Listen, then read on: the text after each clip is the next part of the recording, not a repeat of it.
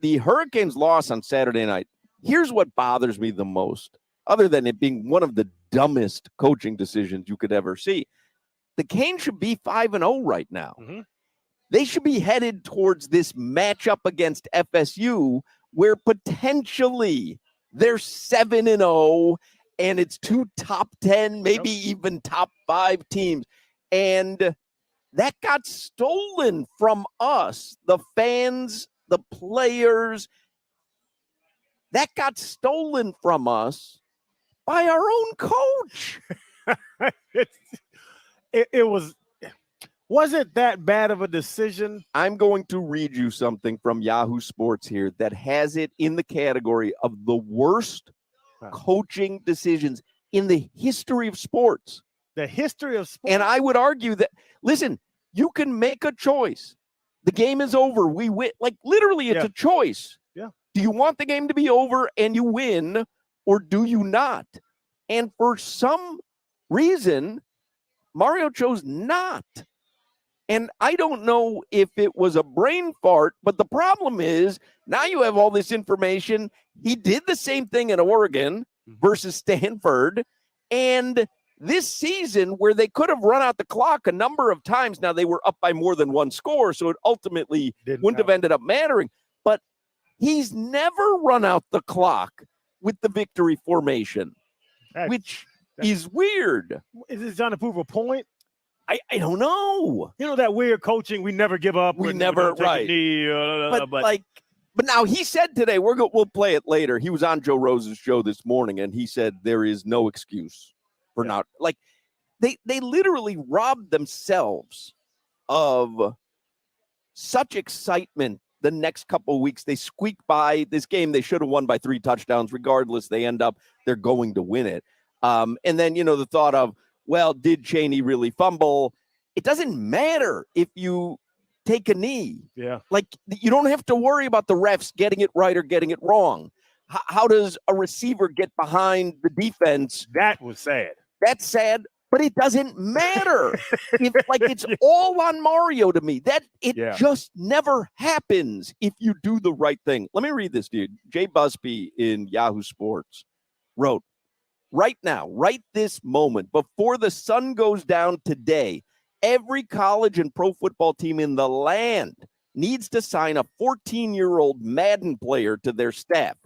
I'm not the first person to suggest this, but I am doing so with indisputable evidence at my disposal this weekend's Georgia Tech-Miami game. The theory behind bringing a 14-year-old Madden player on staff is simple. You can't win at Madden by making stupid mistakes. Calling timeouts when you don't have them, not getting out of bounds to stop the clock late in the game, calling pass plays when you should keep the ball on the ground. Common sense strategy, in other words, common sense strategy that was completely bleeping, he writes, absent from much of this weekend's football action, which brings us to Georgia Tech Miami, the season's most infuriating game in America's weirdest sport. Now, I'm assuming you're not a Power 5 head coach, but even so, I'm going to quiz you. Imagine you're ahead. You have the ball. There are less than 40 seconds on the clock, and the other team has no timeouts. What do you do? If you're from that hypothetical 14-year-old coach, well, do you take the snap? Do you take a knee and walk off the field? There is literally no way to lose if you take a knee. It's an important sentence. There is literally no way to lose. But if you're Mario Cristobal, Jay Busby writes, head coach of Miami, you get cute. You run a play, and guess what? Murphy's Law swoops down from the roof of Hard Rock Stadium and bites off your arm. Miami fumbled the ball. Georgia Tech recovered, and then with 1 second left, the Yellow Jackets stole a victory right out of Miami's kitchen. It's a complete self-own, a self-inflicted loss that Miami can't blame on anyone but itself. And it brings to mind a few other skull-cracking coaching mistakes, for example. Now, listen to what he puts this decision in the company of. Marty Morenwig, if you remember him, in the olden days, NFL overtimes used to end when the first team scored. Now, if you score a field goal, the other team gets a chance, no matter who got the ball. In 2002, the Lions' Morenwig won an overtime coin toss and opted to kick to the Bears, who promptly marched down the field and won the game. The miracle on ice. Do you believe in miracles? Yeah. The USA versus the Soviet Union, 1980. Yes. He writes, yes, the 1980 Miracle on Ice was a triumph for the American hockey team and the American way of life, but it never might have happened if the Russian coach had not replaced Vladislav Tretiak, the best goalie on the planet, at the end of the first period. The U.S. scored 2 goals in the third period. Now, he took them out because he thought they were that much of a better team. Grady's slow hand. Red Sox, Yankees. We all remember this. You want a rivalry? That one's the best. In Game 7 of the 2003 ALCS, Boston's Grady Little decided to leave Pedro Martinez on the mound, even though he was visibly gassed, and the Yankees go on to score and win the game in extra innings. And then he writes, and of course, the coup de grace, Super Bowl on the line, Seattle on the goal line, Marshawn Lynch in the backfield, and the Seahawks' Pete Carroll opts to throw the ball. You know what happened next. What do all these have in common? The apparent lack of anyone saying, hey, coach, maybe give that a second thought. So sign that 14-year-old kid, coaches. Sure, he or she might learn a few new words. They might have to stay up late some school nights. But if they can save you from being a national joke, it's a small price to pay. And the Miami Hurricanes and Mario Cristobal, since Saturday night, have been a national joke. To lose is just they have more points than us. To be nationally embarrassed and be the headline of all the shows and every show, sporting show, that's when, as a coach, you need to. Not saying y'all have to do it, but you have to look at your coach differently after you lose a game with just the decisions you made. Should you have beat the hell out of Georgia Tech? Yes, Hawks. You said it. That should have been that team is not that good. Yep. But now you have a chance to win, and you're still running. That's why the thing I didn't know about the whole he's been doing this for years. A lot of coaches have their mindset on something and they want to do it, even if it's irrational thought. We don't take knees because we're men. We run a football play because it's a football play. That would be my thought, but I'm glad Mario said it this morning. That was just dumb. It was dumb. It was dumb.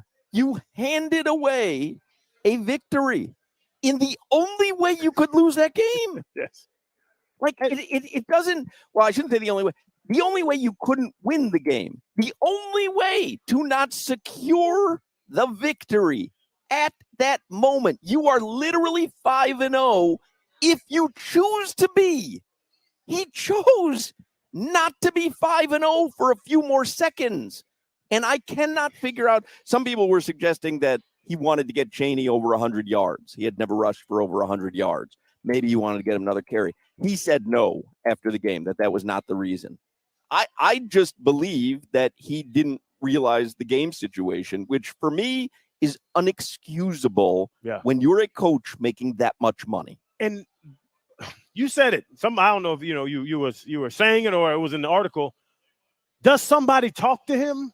Does somebody, hey, someone needs to. Hey, Rio, what the hell are we doing? Someone needs to. Somebody needs to pull him to the side and talk to him. I don't know if it's structured that way. I don't know who his right-hand man is, but in that situation, you should have somebody. It's like with when Deion Waiters, when the whole thing with the gummy bears, and I kept saying, like, he doesn't have any friends. To pull him aside, I said, man, sit your ass down, take a nap. You're high. Just sit down. Does Mario have anybody on that staff that he respects enough that can walk up to him, Hawk, and say, Mario, why the hell are we running this ball? How about TVD? Maybe looking to the sidelines when a running play comes in and saying, like, are we sure we're doing this? Like, but ultimately, I don't care who didn't warn him, who should have warned. I don't care. He is the highest paid coach in University of Miami history. You have finally seemingly corrected some of the issues that have plagued the program. The recruiting is on point. You're going to start the season 5-0. Yeah. Like, you're going to be headed towards a game against FSU. I mean, this is what we pray for down here. College football playoffs on the line. If they played out the way you're speaking of. And you just hand it away. Like, you hand it away for no reason. It's really difficult as a Hurricanes fan. I feel for the players. My thought is that taking a knee is not masculine. It's not. We're succeeding. Taking a knee. It's a quote unquote soft approach to football. I think it's a very masculine maneuver to win the damn game. We've won before the game is over. We've won before the game is over. We whooped you so bad we wouldn't have to run the play. That's right. I see it from that side. I'm trying to rationalize why he wouldn't. And if he did that, and I didn't know he's done that at Oregon in the past, where they lost a game against Stanford in a situation like that where they could have won and run out the clock. And it's already bit him in the butt, and he let it happen again. Mm-hmm. That's pretty inexcusable. And I'm sure now, hindsight being 2020, I'm sure now it's like, damn, I should probably have kneeled that. He later in this year, it's going to be a situation. He's going to kneel that ball. He should kneel the ball in the first quarter against UNC just to show you, like, hey, I know this formation. I can run this formation. That would be fun.